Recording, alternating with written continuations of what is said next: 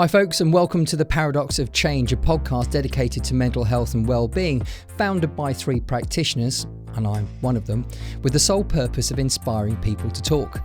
Today we're getting into some deep conversation with co-founder and resident coach Fee and our very special guest and good friend, James Penny, a fellow therapist. Fee and James dive into everything from tough spots where James found himself a little lost to how he turned things around by connecting back with his younger self. Definitely worth listening to. This is a bit of a gem. So, if you're all about getting to the heart of personal struggles and coming out stronger, this episode is definitely for you. Let's get talking, shall we? Oh God, what are you doing? My heart went. I'm not trusting. I'm working on that. Oh, so I moved it, didn't I? Oh, I thought that was weird. I'm just like to do things my way. And I don't want to. And you don't want me to do things my way. I thought, he's just got sticky tape on the floor. That's weird. I'll just move the chair. Righty ho. Fire away. Let's have a chat. Yeah, let's do it. Oh. Hi, James. Hi, Fee. Nice to see you. Nice to see you. Can I just say, too. because my mum would be cross if I didn't, thank you for having me. Thank you for coming on. I'm excited to be here with you. I am so excited to get to know you more and ask you lots of juicy questions. I can't guarantee I'll answer any of them. Oh, you will. Oh, I see. That's the way it's going to be, is it? We'll set the sorry, tone did I say early. podcast? I meant interrogation. Okay, that's all right. I'm just going to have to change my mind.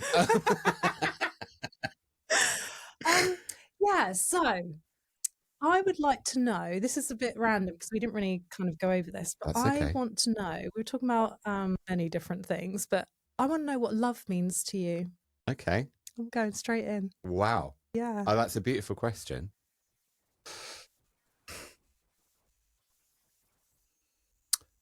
I think love means to me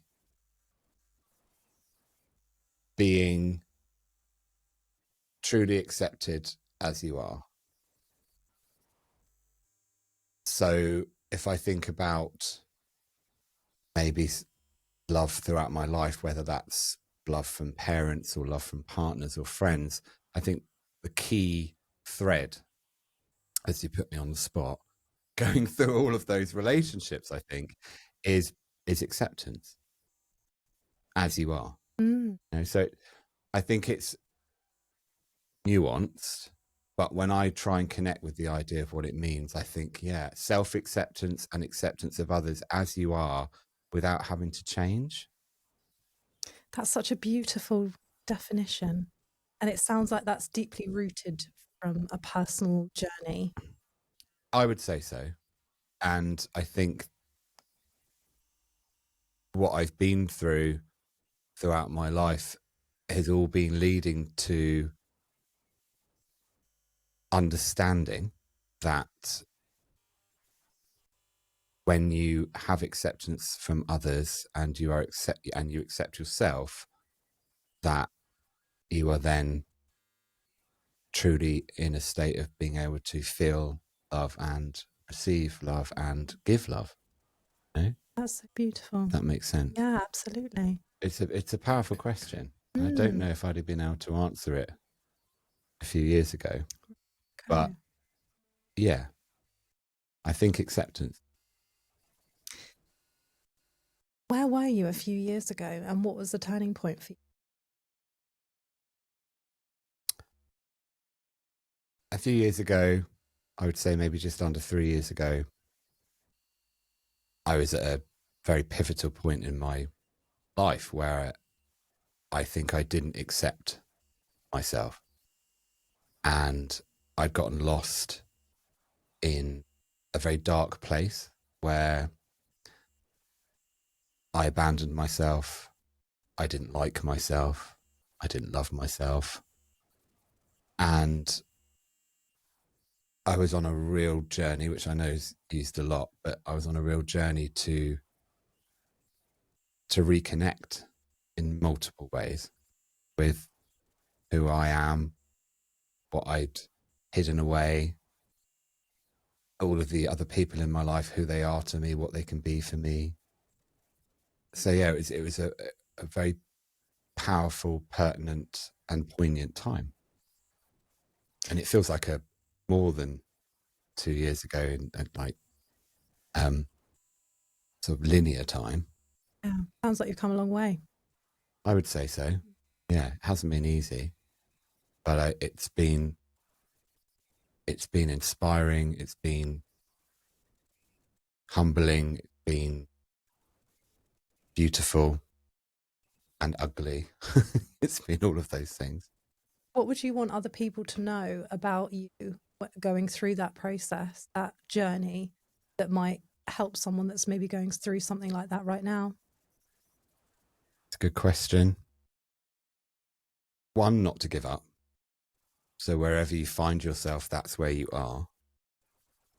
And that there's always somewhere to go from there, that you can derive a sense of meaning from. Even in the darkest of hours, there were always, I think, for me anyway, there were moments, they may have been fleeting, like a couple of seconds, but there were moments of hope. Don't get me wrong, they might have been very, very difficult to grasp onto, but they were there, you know, they were flashes. I think that was, in my world, that's sort of my innate desire to want to be here was still sort of flickering away. But I'd want to say don't give up, but also embrace your inner child. So for me, one of the most powerful parts of my journey has been connecting with my inner child, knowing that he's there, listening to him, supporting him, trying to learn to love him, like him, and foster a relationship with him. What was it like with your inner child at the darkest moment? Abandonment. I didn't embrace him. I shut down. I ignored him. I was critical of him. I was, this may sound quite strong, but I think I was quite abusive to him. We didn't have a good relationship at all. And what was the turning point for you?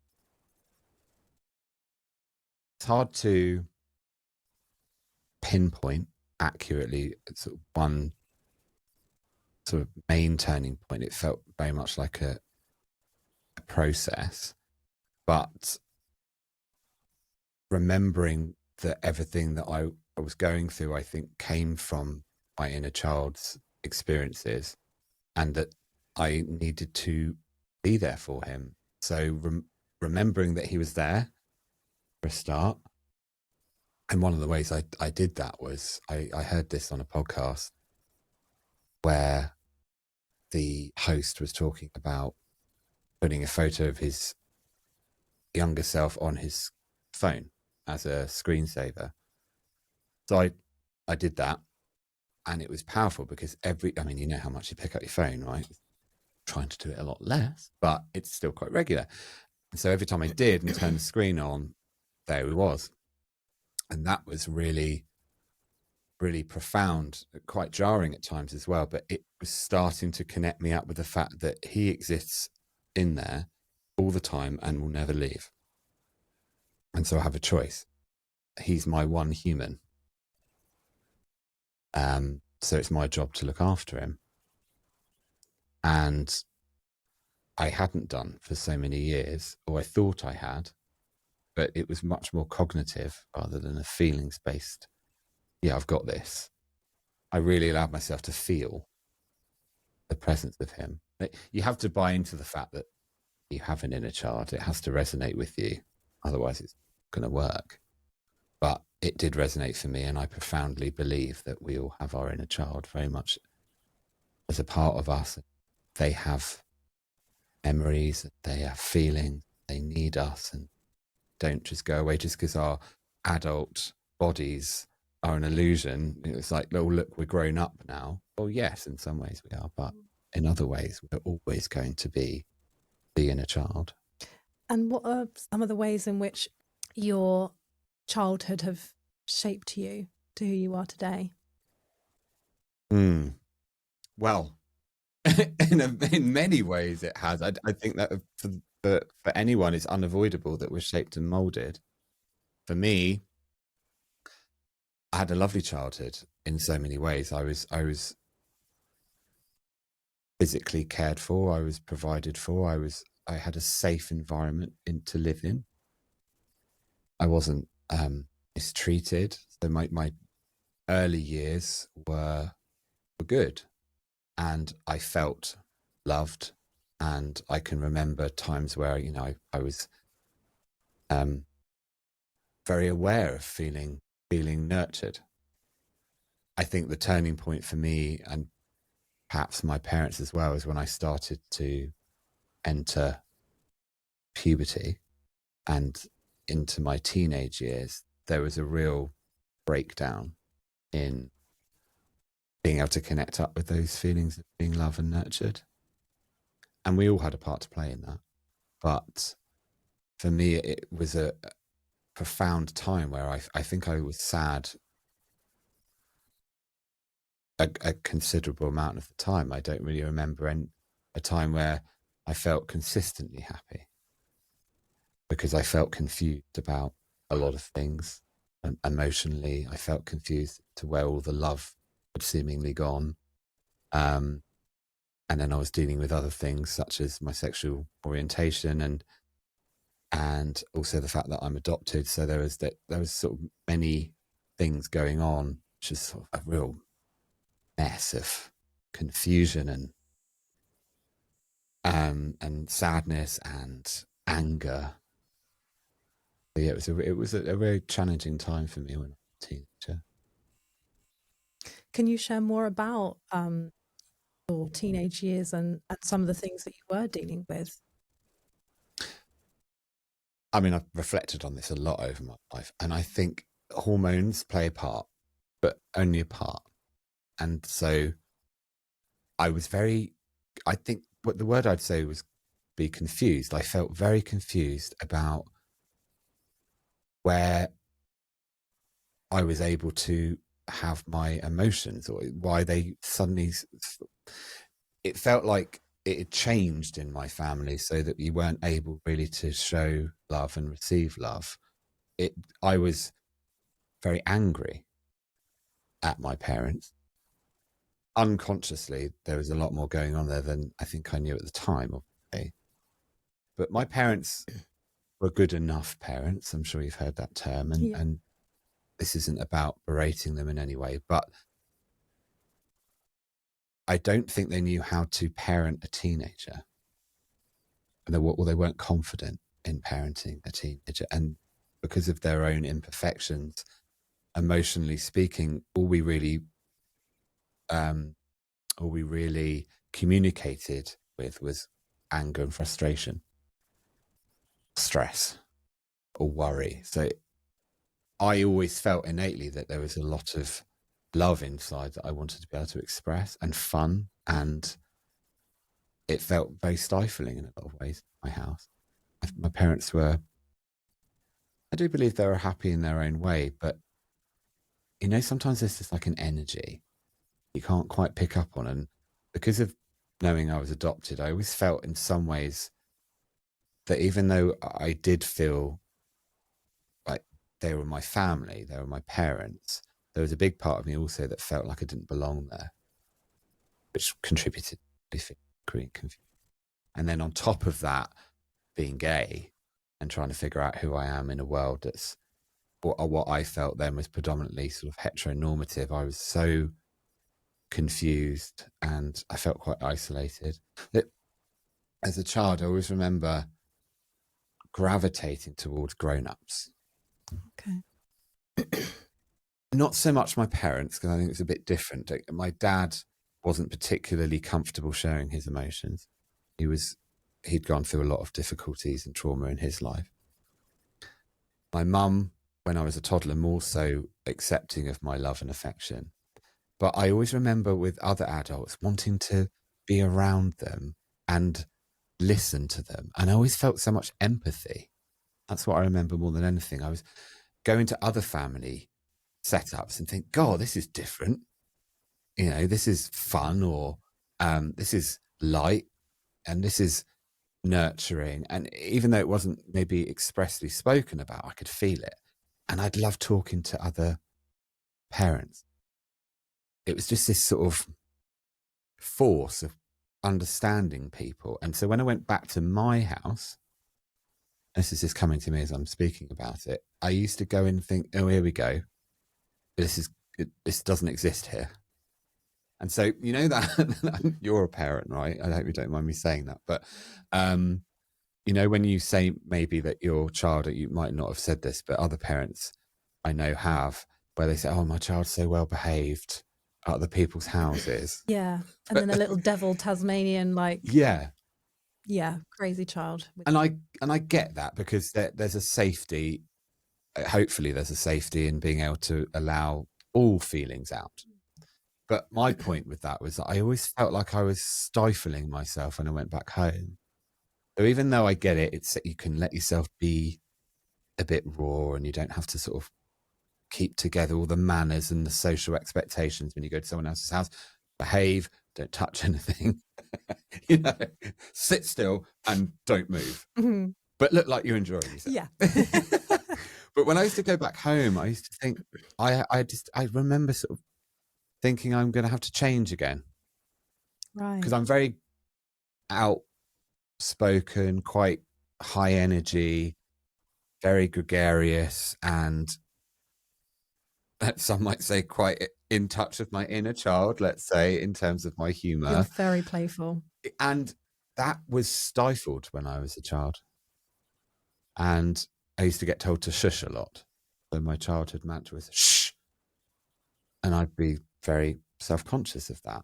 So I think some of the difficulties arose for me when I was battling internally, of feeling like I'm really playful, I'm really fun, I want to have a laugh with you, i.e. my parents, and you don't seem to want to do that in return. But then I'd go out and socialize and mix with other people, and I don't think it was a mask with a negative connotation, but I do think I put a mask on it, and, you know, I was sort of maybe sometimes bearing more uncomfortable feelings, but a lot of the time I just felt I could be myself, or more myself. Starting to see the thread between the feeling of like not belonging, and then when you first started speaking about love and how it represents acceptance. Yeah. I just wondered if you could share more about your experience with that feeling of not belonging, in particular with your sexual orientation and coming out. What was that like for you? God, where do I start? In my own mind, I might say to myself, I actually had quite an easy time of it. If you were to think about having a difficult time, and I know that it shouldn't compare, but yeah, I wasn't, you know, I know some people go through a very challenging time. They can get thrown out of their homes, and they can experience extreme amounts of violence and abuse and prejudice. What I went through is subtler, but I think it still taps into the very same attachment fears, which are, I'm going to be abandoned. I'm not going to be accepted. I'm not going to be good enough. You're not going to want me. You're not going to love me. So I always remember knowing that I didn't have the terminology when I was younger, but I always remember knowing that I was different. So I knew that I was gay, but I didn't know what the word was. Okay. So as far back as I can remember, I always felt an attraction to men. But I don't think you really know what it is when you're a toddler. But my first real emerging experience of knowing I was attracted to men was when I was in primary school. And I think I fancied someone in year 6, and I might have been in, I don't know, 4. I can't remember exactly. But the older years used to come and read for the younger years, as, you know, like a weekly sort of, you know, teachers have a bit of a break. It's like, come on, let's read him a story and shut him up. But I just remember feeling a closeness to a particular child that came to read for me. And it was like, oh. And so I kind of knew. I never really doubted it. I didn't ever really have conflict about it. I just didn't know what it was. And so my story isn't necessarily one that is where I always felt overtly uncomfortable within myself. It was whenever I started to then think about how I fitted into what society was presenting itself to be. Does that make sense? Yeah. You in relation to everything else. Exactly. So I always felt very comfortable. I felt, this is how I've always said it in my head, and it might not make sense, but I always felt heterosexual to myself based on using societal language. I felt I was how I should be. So that's the only way I brought it to life when I was young. It's like all this heterosexual, homosexual back then. I just felt, well, if heterosexual is right, then I feel like that to me. But society telling me that it's not that, it's something else. So it started to emerge that the entrenched feelings of shame in and around feeling different, about being gay, I think is present for many people. And it's that risk again, isn't it, of I'm not going to be good enough. I have to fit in. I don't belong. To me, there's a difference. Fitting in is based on what other people expect of you. Belonging is pure acceptance without any question. You get to be you just for being you. So I remember feeling fearful of telling my parents primarily what I did when I think I was about 15 or 16, I can't remember, but I'd started telling everyone else other than my parents, which I think is probably quite common. Other people's parents I told, and friends, and I had a relatively healthy reaction. And then I remember it very clearly. I think I told my mum's very close friend first before I told her, and she encouraged me to go straight home and tell my mum. And I went home and told my mum, and I think I worded it like, "Mum, I don't fancy girls, I fancy boys." And with the best will in the world, she sort of looked at me, and I could see she was processing, but she's like, I think she said something along the lines of, and I might be remembering this wrong, but she said, "But most gay people end up on their own." And she didn't mean to be so, she didn't mean to say something that could potentially be so damaging, but I think I took that on. And I then decided that was true for me. Yeah. And that in some ways that actually explains a lot in terms of my relationship history and not feeling good enough. It was a negative reinforcement, albeit unintentional, which just confirmed everything I'd already been thinking about feeling isolated and lonely. I mean, so much I could go into about my journey there, but it's such an odd sensation to have a secret that you feel is, it's weird to explain. I didn't really think that it was going to mean I was abandoned as such, but I thought I'm gonna get a lot of negative feedback here. And when you're growing up as a young queer person, without meaning to, it does sort of center all around you. And everyone's going to treat you badly, and you're going to get loads of negative feedback, and you have to defend yourself, and you've got to really start getting tough. And so maybe in hindsight, my mum's reaction was not quite as harsh as I was expecting it to be. But I remember a time where everything was about me being gay. Somebody even looked at me funny. It was like, "You got a problem with me being gay?" Okay. But I have a lot of empathy for myself now with that version, because I was adjusting to being seen, feeling, I won't say necessarily confident, but starting to tell people part of who I am. And yeah, being in defense mode again, but that fueled into all of the anger and the resentment I was already harboring. Yeah, I mean, there's a lot in there, isn't there? There's a lot, but yeah. Everyone's got their story. 100%. Yeah. And thank you for sharing that, because it's it sounds like it's really shaped who you are and how your journey has unfolded till this point. I've just had a thought that came in as well. I think in my relationships, I felt a very subtle sense of people not quite treating me the same afterwards. Not everyone, but some people. And I sometimes, and I don't know if I accurately sensed that or not, but I had to trust my instincts. I thought, you've treated me differently since I've told you that I was gay. Some grown-ups, some peers, it wasn't everyone. But in more recent times, I sometimes find myself feeling very uncomfortable if I can't get a read on someone, especially in intimate relationships. I think if I'm sensing there's an energy, and I don't think I'm always right with that. I think sometimes we have to sort of allow ourselves to be open-minded and explore. We've got a hunch. Is it accurate? It might not be. Where's this coming from? What could it be about? But a lot of the time I think it's because I started then being suspicious of people, not truly accepting me, that has been carried forward into my love relationship. And so when I sense an energy from someone that's like off, and it's very much about them, probably they're in their own feelings, throws me. And I think it's got some roots in being suspicious of people not accepting me for who I am.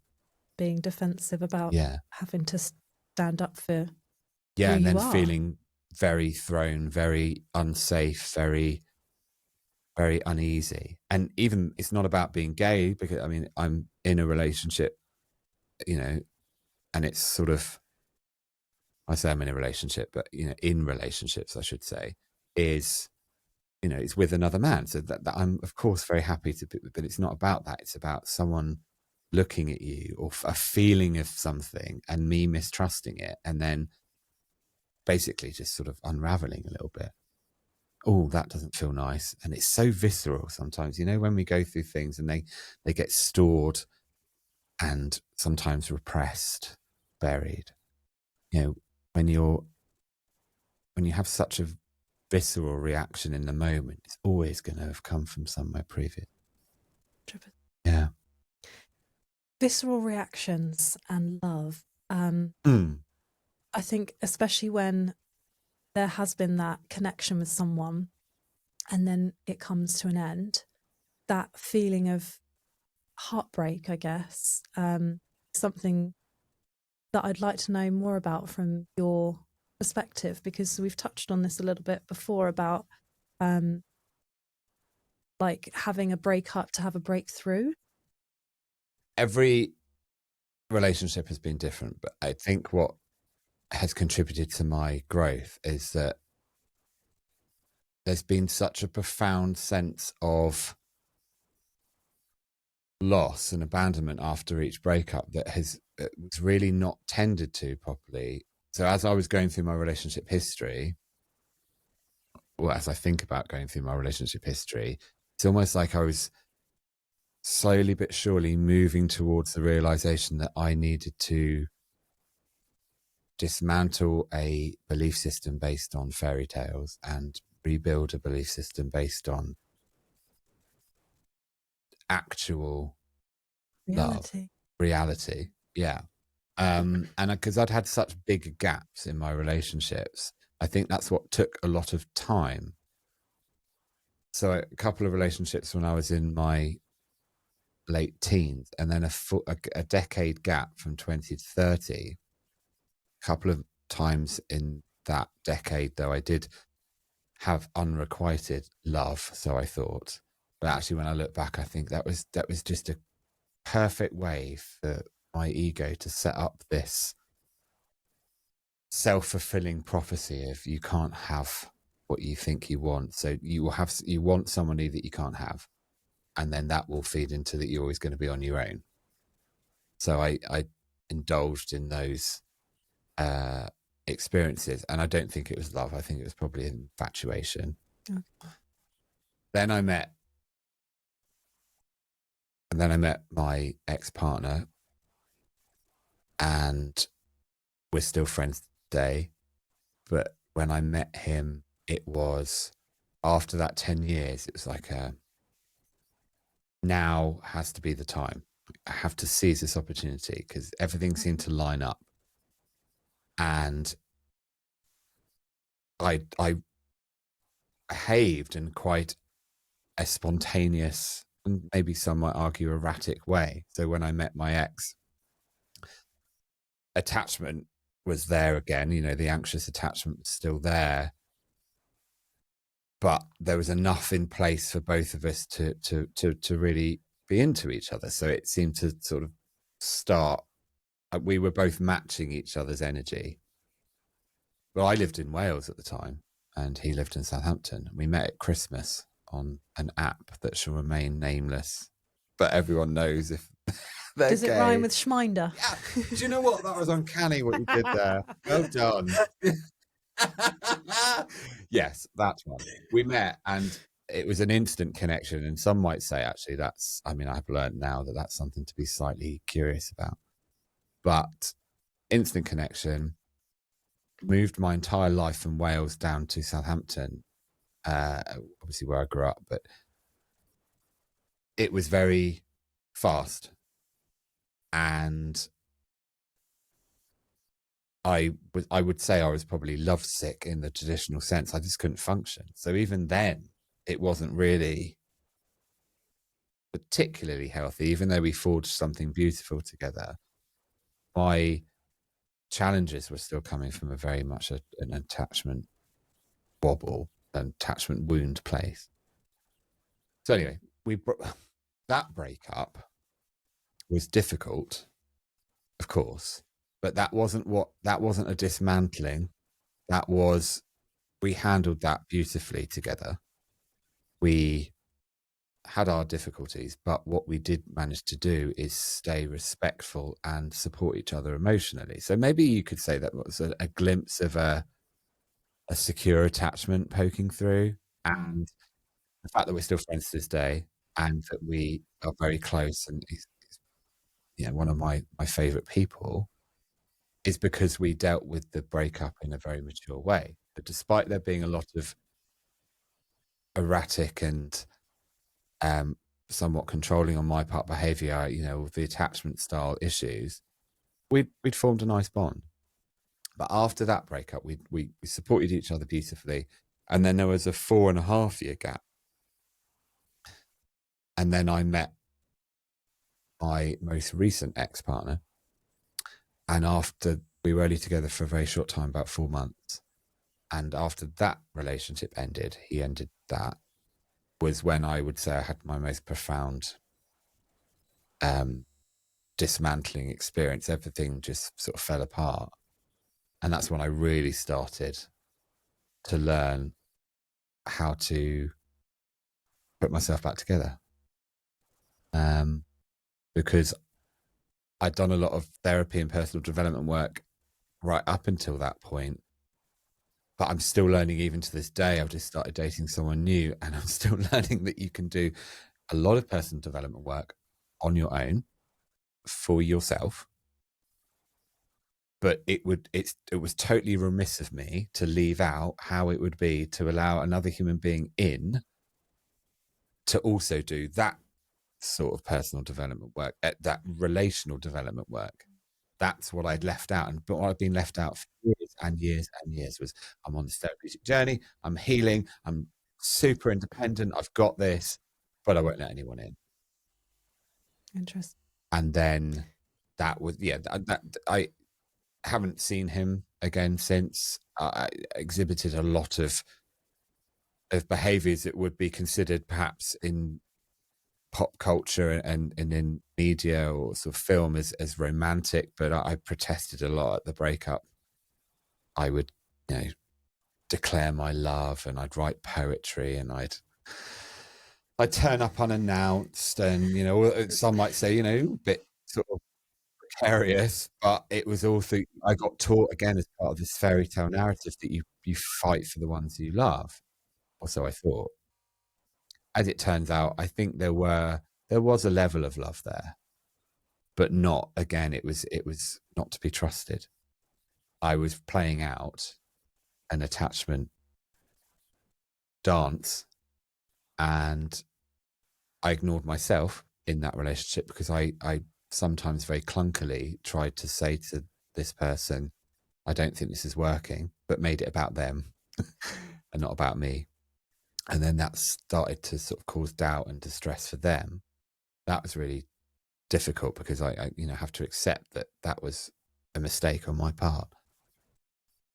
But it was the rejection from them that, even though I knew it wasn't working, it's so powerful. I can't express enough how I had an understanding that it wasn't the right relationship at that time, not because there was anything wrong with him. It just, the dynamic didn't work. I hadn't healed in ways I needed to heal. He was in a different place to me. But the rejection brought back everything that I've talked about already. And it just kind of went, have that. And I found it very difficult for many, many months. It wasn't really to do with him. It was self-abandonment. Again, the same story that I'd been telling myself for years was, you're going to be on your own. You're not good at relationships. You're not lovable. Not good enough. This will never happen for you. And yeah, that was the point where I think I probably had a version of a very existential crisis.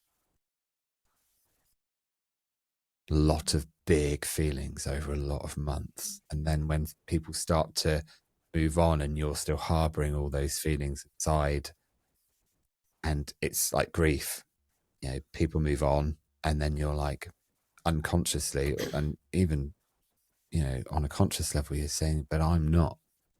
People think I have, but I haven't. And it's really quite overwhelming and disorientating and lonely. What was the turning point for you from that moment?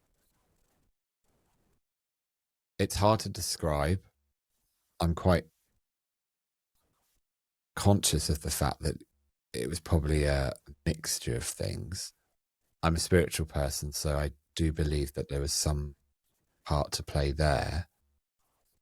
It was a moment where I think for the first time in my life, I showed up for my inner child, although I didn't put it, didn't describe it as that in the moment. I said, what are you doing? What are you doing? You're torturing yourself after months and months of oration and criticism and abuse of myself. It was like an epiphany or this sudden bolt of clarity. I was like, what are you doing? And I thought I'd started the healing journey throughout that time, because I'd started to become quite obsessed with coaching videos. I know. Okay. Of how to get an ex back. Now, and it's something that I've learned to be very careful of, because I consumed hours of content, hours and hours. And this is no disrespect to the coaching profession. I was searching for how to get my ex-partner back. And in doing so, I was not healing. And so once I'd stopped doing that, despite in my mind packaging it as I'm doing the healing work, in some ways I was, but in other ways I was actually causing more harm than good. Then something just changed in my mind, and I think it was it's hard to describe it, the moment of, what are you doing? Come on, this isn't it. Survival instinct, call it what you want. And then from that point on, I then went on another journey of consuming a lot of content, but this time it felt more nourishing. A lot of spiritual content, but also a lot of self-help podcasts. I read a lot. I was still in therapy. But again, the bit I bloody missed was, oh yeah, but you are also going to have to let someone in at some point.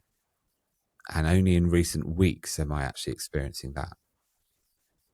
And so it's humbling, because I don't think I go around ever thinking I'm an enlightened being and a guru. But when you get to places in your life and think, I've done so much work, I'm so proud, I'm good, I'm in a really good place. But only when you then open yourself up to what you're afraid of, do you then start, not from base camp, but you start another chapter. And so letting someone in this time is the most secure I've ever felt in a relationship, a new relationship, the beginnings of a relationship, wherever it goes, no expectation. But I'm having conversations that I would never have had with any of the partners that I previously mentioned, all be them wonderful people, just wasn't there. Now, this is my learning now. This is this is the next installment of how I grow, is to let another human being be part of it. And I heard something really powerful. I don't know if you've heard this phrase, but one of the spiritual teachers that I follow, she was talking about the saying, if you can't love yourself, how in the hell are you going to love someone else? And I describe to that so often. I mean, I love RuPaul. I'm all over it. I'm like, yes, girl, if you can't love yourself, how in the hell are you going to love someone else? Yeah. But she phrased it in a slightly different way. And you could argue it's semantics, but she said, that is a very popular phrase, but someone who truly loved themselves would not deny their needs to be met. And I was doing that. I wasn't letting someone love me. So even though I thought I'd got to a point where I'm loving myself, I'm working on that, I really do feel in a good place, I wasn't letting myself meet my own needs. So some would say, and this spiritual teacher says, well, then that's not true self-love. Which completely threw me. I was like, oh my God, that is so unfair. How could you? Because I thought I had it all. You thought you'd had it nailed. I did. I thought I had it nailed, and how wrong I was. Right. But how beautiful a moment that was. Oh, wow, I get it now. Right. And that's that bit of learning for this moment is let them in. Surrender. Let someone love you. And we're not at that stage in this new relationship yet, but whatever's going on, even though we haven't said I love you, and we're both not at that point, all of the actions have been loving. That's magical. Role modeling to someone in the spirit of love, you don't necessarily have to be in the state of being in love, but everything we're doing for each other is loving. And that's profound for me. I wanted to touch base with you about something you said earlier, which really resonates with me, because I feel like we had the same fairy tale. And I think there is something about growing up and looking at fairy tales and then modeling what you think relationships should be like. And when the expectation of what a relationship should feel like, be like, showing up for love, like you say, and watching all the movies and things, and then it just completely falls flat. It's like dull dishwater. What an image. I mean, I've got a dishwasher, so I don't. But yeah, it just is stagnant. Yeah. Where did your fairy tales come from?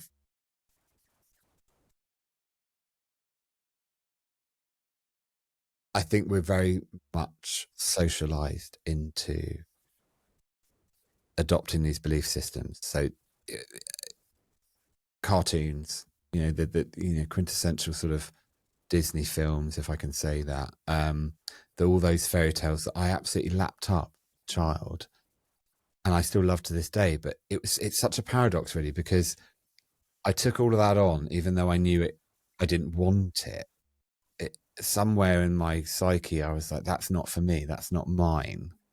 But another part of me still totally and utterly took it on anyway and thought, yep, that's the way it should be. That's the way love is. Do you think it's because you weren't role modeled anything else? Potentially. There was no other message. There was no other way. Marriage, children, happily ever after, house, and how you love someone is to be utterly devoted, and it's all just about the two of you.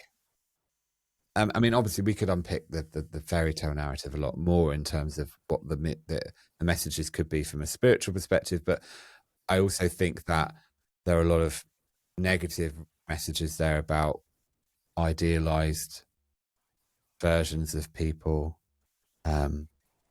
you know, it's very polarized in good and bad, and good and evil, and happy and sad. And it's all just about elevating human beings up to be more than they can be, which I think we're all imperfect. So there is no such thing as a perfect relationship.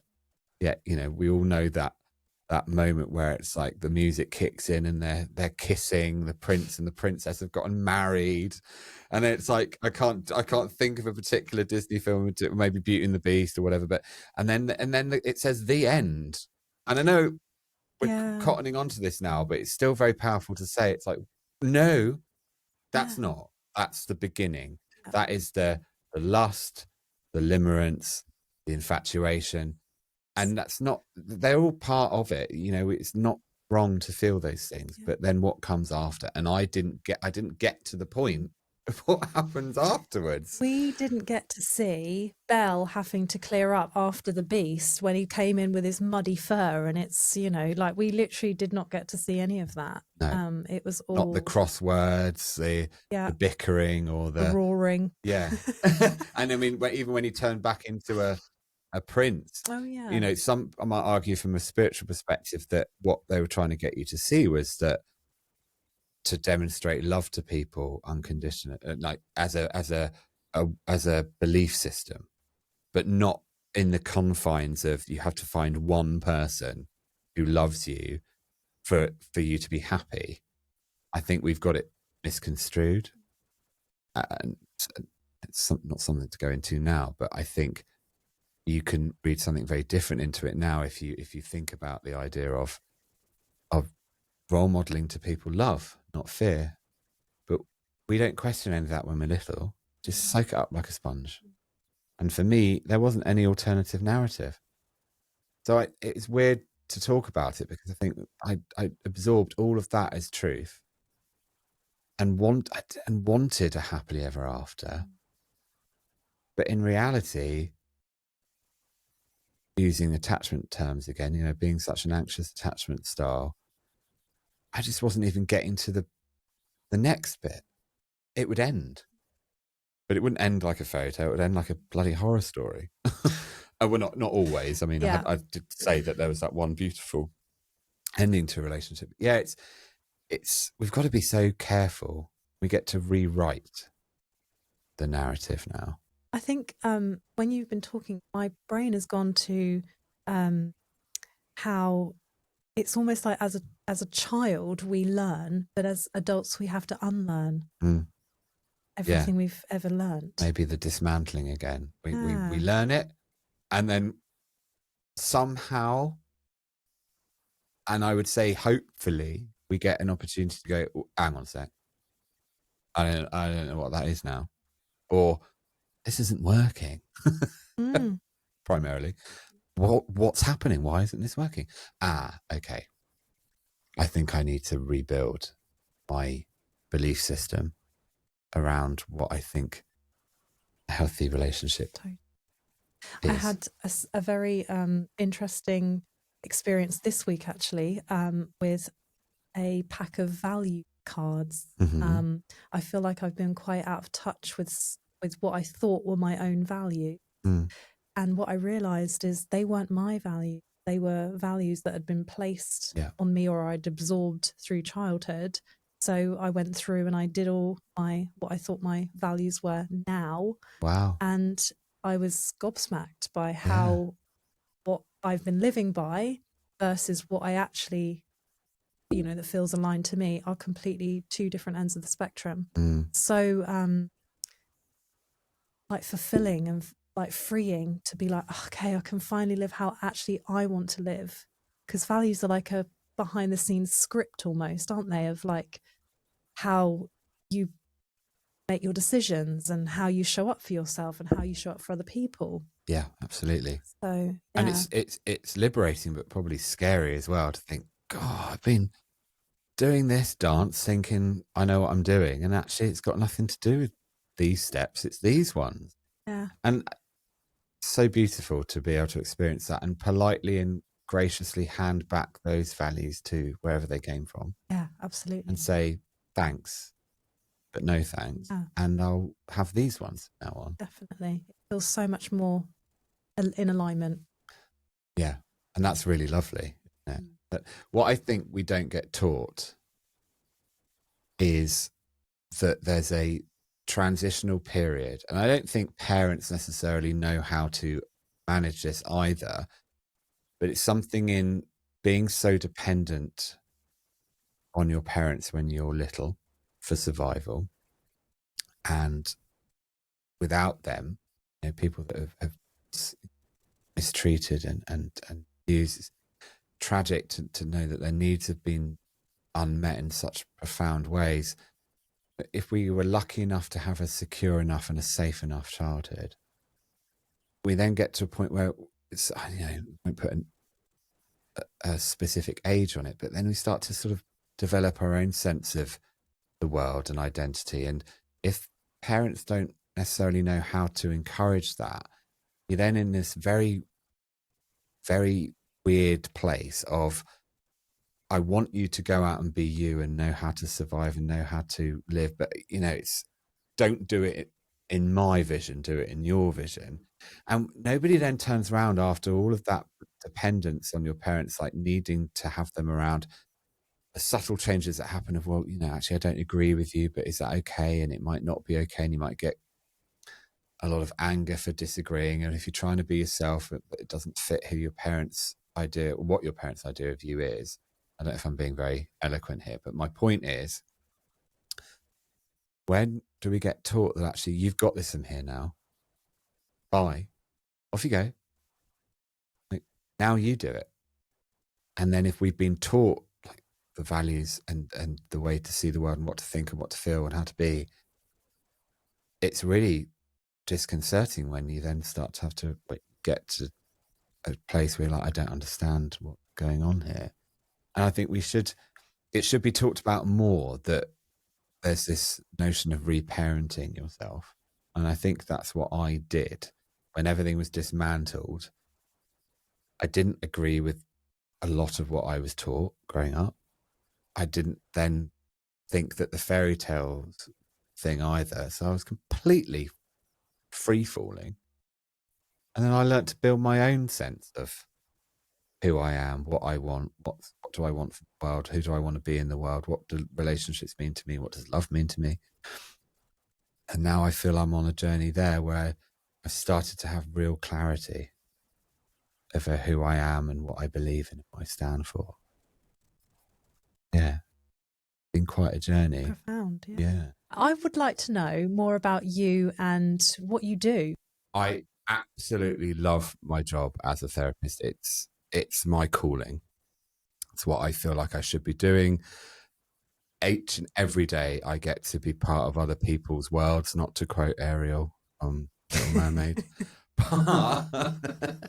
I mean, we have talked about Disney, so we've got to drop a little bit of a line in there. But yeah, I love my job, and it's not who I am. I'm not defined by it. But as I say, I feel so lucky and privileged to be able to be in this profession. I love that. Do you specialize in anything when it comes to your private practice? I don't. Okay. I have been practicing for nearly 10 years, I think now.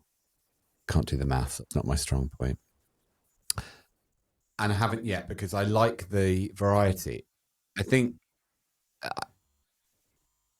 there may be themes that have come through my client work over the years, more sort of leaning on maybe relationships and sort of childhood. And yeah, I do trauma work and I've actually worked with a lot of people that have got OCD, and that was something that became quite regular for a while. But yeah, no, I work with quite a lot of different presenting issues. Yeah. But I see it as I work with the person. And we all know that you might go to a therapist with a particular challenge, but then other things emerge. Comes out. Absolutely. Yeah, absolutely. It's like cracking the egg, isn't it? Seeing two yolks. Exactly. Yeah. So I haven't yet decided to channel my energies into one particular sort of I don't know what the word would be, sort of presenting. like specialty, isn't it? Yeah. Yeah, that's my stomach there. I'm hungry. I had a punnet of blackberries today. That's it. Okay, no wonder it's just talking. sharing that with you. Yes, I haven't actually had a proper meal yet, but my God, am I going to make up for it later? So yeah, I just feel like it hasn't happened yet. It might, but it might not. Is that the lunch? Sorry. Or... No, the lunch definitely hasn't happened yet. I was hoping there'd be a buffet. Sorry, you went to food and my brain stayed there. And now my stomach isn't being quiet at all. But yeah, I was hoping that there would be some form of food here, but no. Apologies. Treat me, You've let me down. Yeah. I wanted a beige buffet. I would love for you to share as well something that I work with often in my coaching practice is a tool or a technique of some kind. I love a tool or a technique. I feel like it gives a really great sort of focal point, and it is a bit like splitting the egg, and then all of this stuff can come out of doing something like that. Do you have one tool or technique that you use either personally or with your clients that is just you love it and it's effective? Let me have a think. I think I mentioned earlier about the photo of your child self on your phone. I do try and incorporate that as much as possible because I think it's such a profound way of remembering that you were a little person once. So I do try and incorporate that as often as I can, as and when it feels appropriate. I think it's not the most original, but I do encourage my clients to incorporate some form of meditation practice on some level in their sort of healing journey, because I think one thing I've learned, and I might be so lost without it, is learning how to quieten the mind. And I know it's cliche, I know that that's not the most original, but my God, does it work?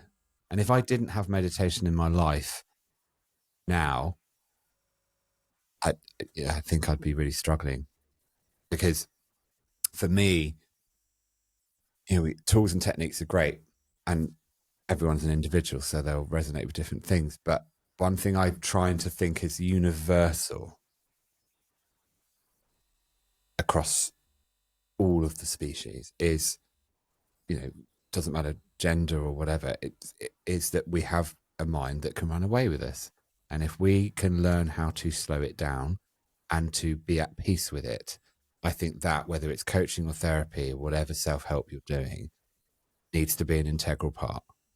Otherwise, you're leaving yourself, I think, a little bit at sea without any oars, or, you're not really tethered to anything.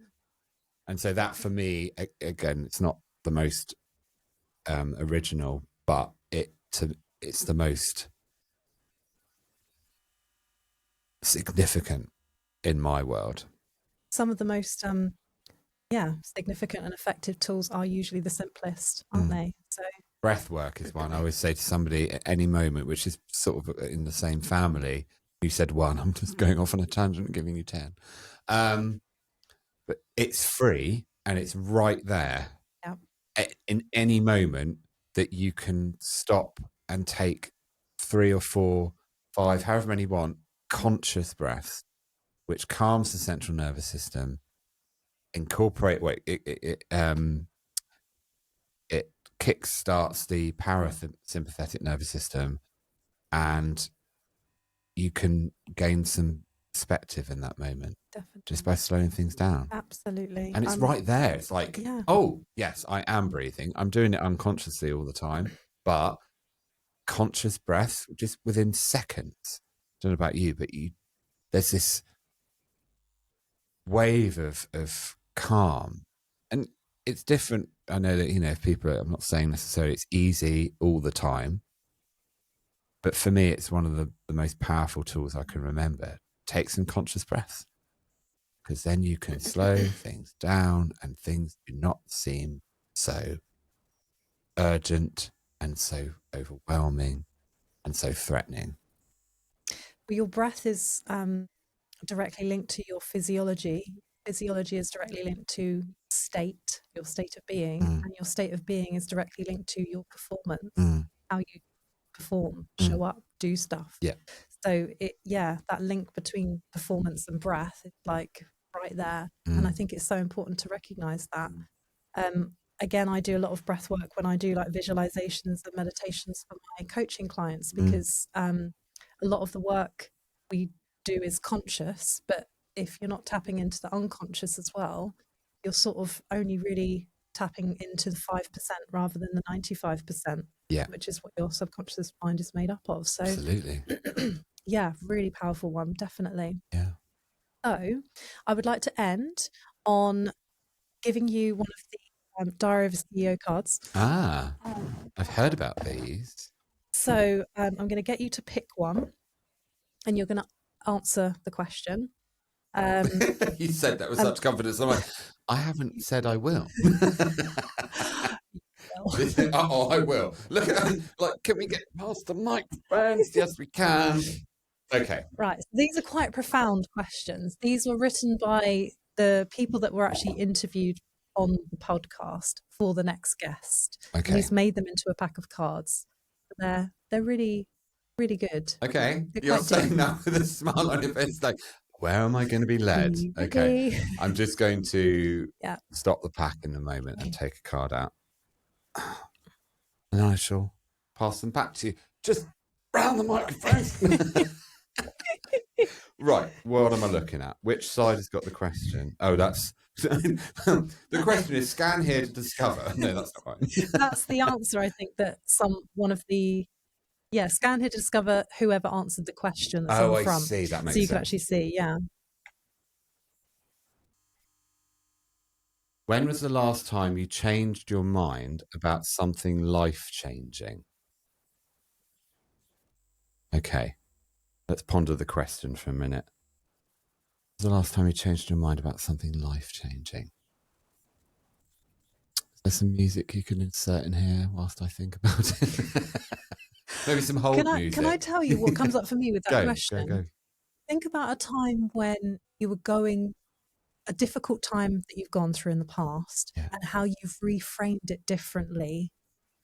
So you were framing it one way. Yes. And then since it's happened through time and experiences, you've changed, you've almost done like a 180 on your thought process. Oh, I see what you mean. Thank you. Do you know what? It's straight back to school then. I don't understand the question. Miss, what does it mean? Yes. I don't understand.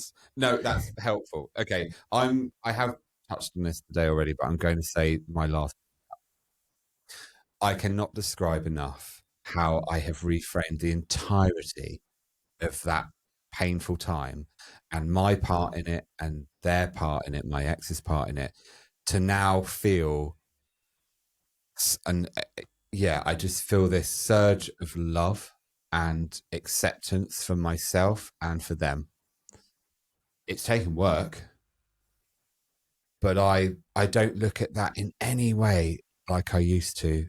I've completely changed my mind about that being the worst time ever, to now being, thank God that happened, and thank him. I want to thank him. Thank you for ending it, taking that difficult decision into your own hands, and everyone has survived and grown and blossomed. And I don't know what he's doing now, but I believe in my heart of hearts that he'll, be on his path, and I hope he's happy. But I cannot stress enough how I look back on that time now, and I actually am very grateful. Yeah, very grateful. Love that. Thank you, James. Well, thank you, Fee. This has been lovely. Well, that was James Penny sharing his soul and experience with us, covering love and self-acceptance. If his journey hit home for you, or you're just a little curious to dig deeper into your own path, don't stop here. Keep up with all the latest episodes by hitting that subscribe button and share your thoughts with us in the comments. Until next time, keep questioning, keep tuning in, of course. This session was on us.